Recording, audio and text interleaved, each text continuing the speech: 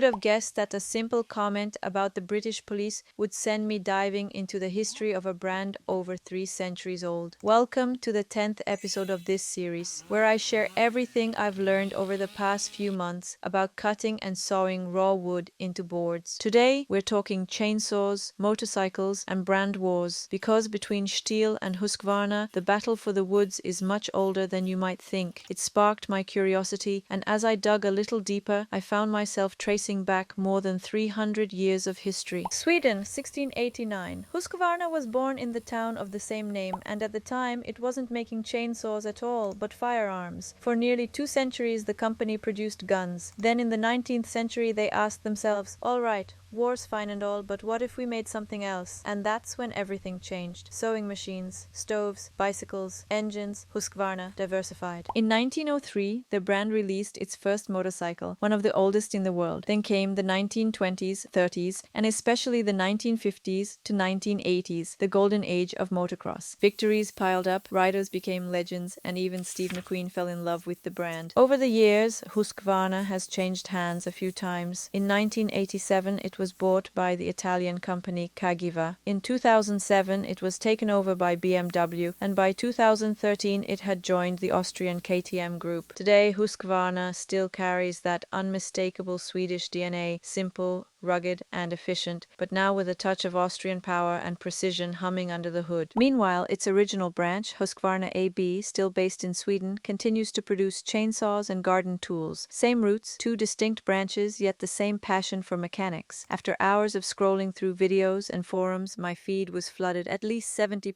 Stihl content. Naturally, I started wondering, why is Stihl more popular than Husqvarna? If you want to know the answer, head over to part 2 of this episode. It's already available on the account. And if you're enjoying this format, let me know. Like, comment, share, you know how it goes.